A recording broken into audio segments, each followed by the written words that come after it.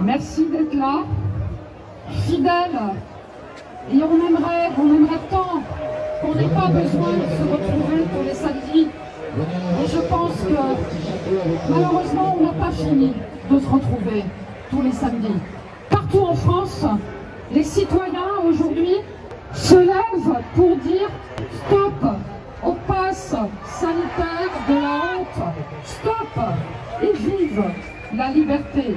Cette liberté qui nous est si chère, cette liberté qui est la valeur fondamentale de notre pays. Je suis médecin, j'ai 57 ans, je suis psychiatre, je suis une maman de 3 enfants et je suis députée de la République française. Et j'ose dire que je suis la seule députée qui me suis levée dans l'hémicycle à l'Assemblée nationale.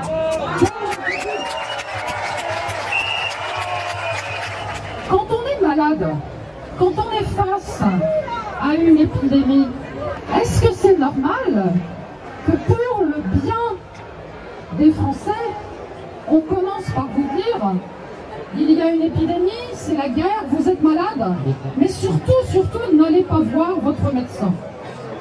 Il n'est plus question de politique. Et vous savez, j'étais dans la majorité. Il n'y a pas de souci avec ça. Oui, j'étais choisie par la République En Marche dans ma circonscription en Alsace pour être élue à côté d'Emmanuel Macron. Mais oui. Mais si j'ai été choisie, c'est parce que mon parcours professionnel leur plaisait. J'ai un parcours de médecin à l'hôpital public. J'ai un parcours de médecin côté des tutelles, avant les agences régionales de santé, donc en agence régionale d'hospitalisation. J'ai un parcours associatif. J'ai un parcours dans le privé.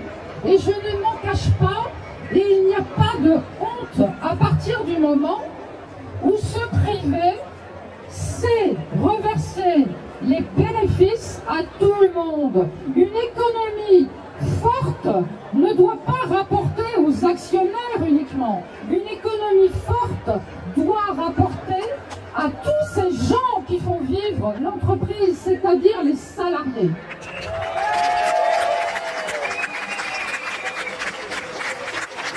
Et si j'ai été choisie, en effet, c'est que vous vous souvenez ni de droite ni de gauche, et en effet, je fais partie, comme beaucoup d'entre vous, je suis une simple citoyenne, élue maintenant et représentante du peuple, mais je n'avais jamais fait de politique. Et j'ai même envie de vous dire, je continue de ne pas en faire de la politique.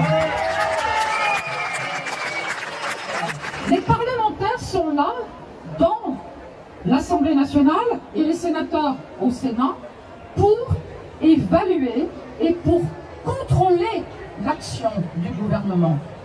Qui, depuis février 2020, contrôle et empêche ce gouvernement de faire n'importe quoi?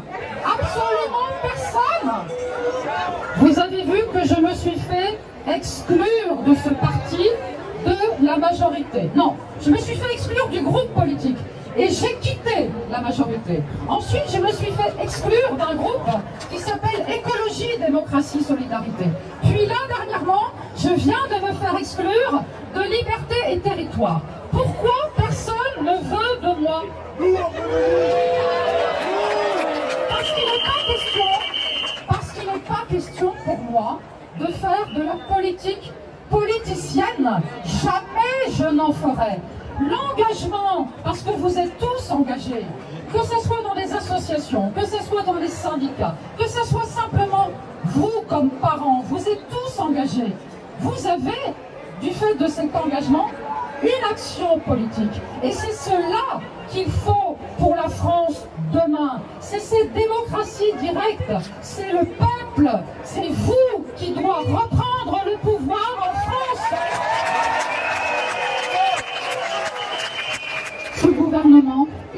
président maltraite les Français.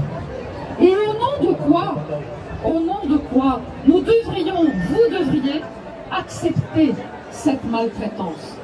On ne nie pas, personne nie qu'il y a un virus qui existe.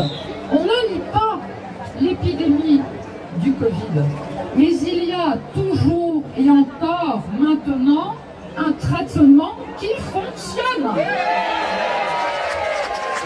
Je suis en contact avec des médecins et un collectif de citoyens comme vous en Israël. Ce qui se passe là-bas est la même chose qu'en Angleterre, la même chose que dans tous les pays qui ont été vraiment en marche forcée vers cette vaccination à outrance.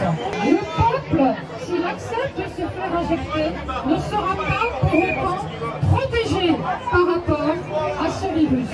Donc la question que je pose au gouvernement, ça sert à quoi? Est-ce que c'est pour le bien du peuple? J'aimerais, si vous me le permettez, que tous ensemble, nous rendions hommage et nous applaudissions les soignants, les pompiers, les forces de l'ordre.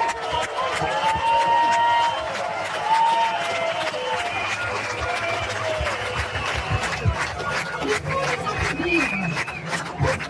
Pourquoi nous les aurions applaudis en 2020 et pourquoi faudrait-il qu'en 2021 nous leur fassions subir en premier cette vaccination obligatoire? Les soignants, comme les pompiers, comme les gendarmes, dans les prochains jours, les prochaines semaines, risquent gros. Ils risquent de perdre leur job. Mais dans quel pays on peut accepter cela? C'est totalement incroyable.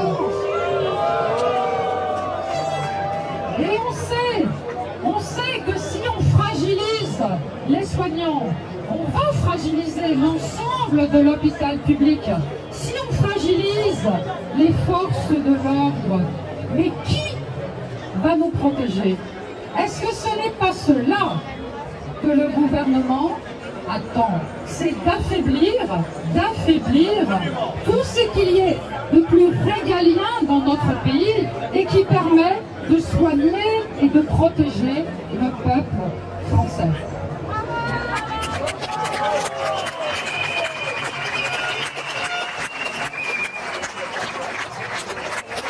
Et je sais qu'aujourd'hui, partout en France, il y a des parents aussi qui se mobilisent. Pourquoi?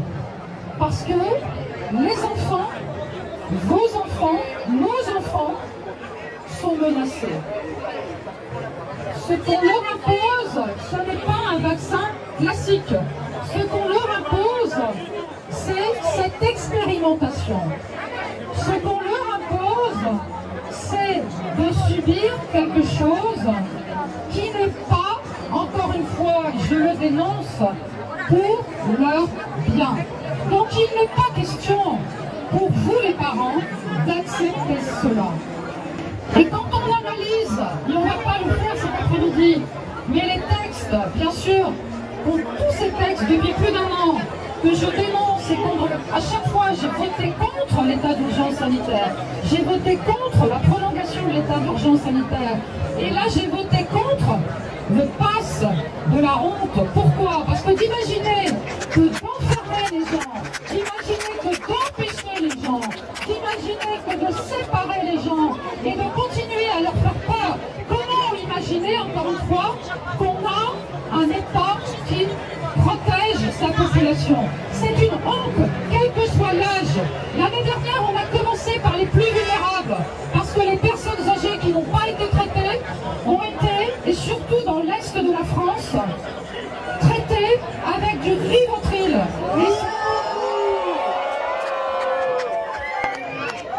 Et ce Rivotril a emmené beaucoup trop de personnes âgées directement vers la mort. Et toutes ces personnes auraient pu être soignées. Pourquoi il faut se battre aujourd'hui contre ce pass? Il y a toute une partie de la population française qui est déjà vaccinée. Mais c'est pas grave.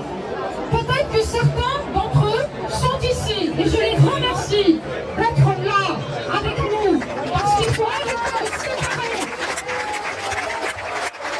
Il faut être tous ensemble pour dire stop, pour boycotter ce fonctionnement de la France.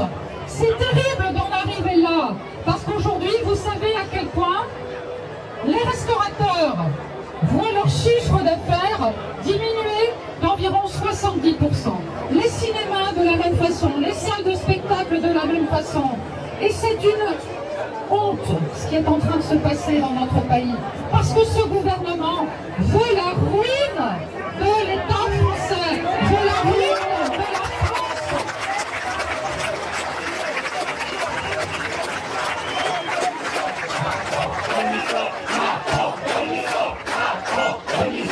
Est-ce que vous savez combien d'argent a dépensé tous les jours l'État français pendant la crise?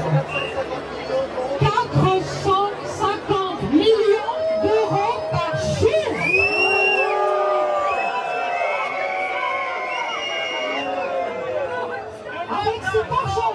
Avec cet argent-là, on construit un hôpital, un CHU tous les jours.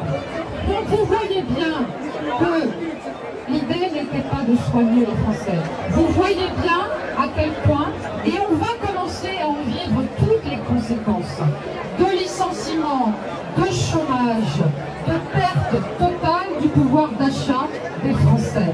Et je dirais juste encore un mot sur les jeunes adultes qui ont été totalement massacrés l'année dernière, qui ont dû arrêter leurs études, qui n'ont plus, pour beaucoup d'entre eux, plus rien pour mettre dans l'assiette au quotidien.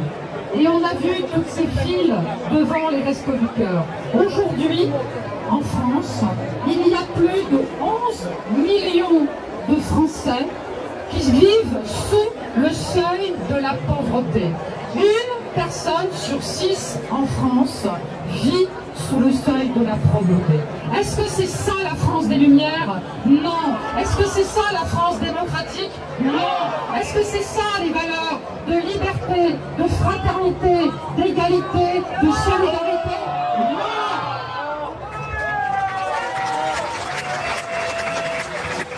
L'école à la maison, l'instruction en famille est toujours possible.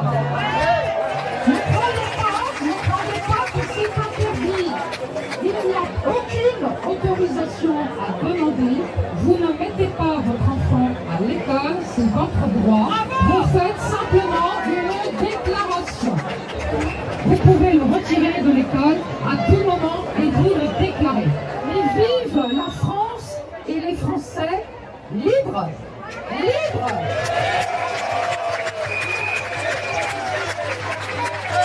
Libres!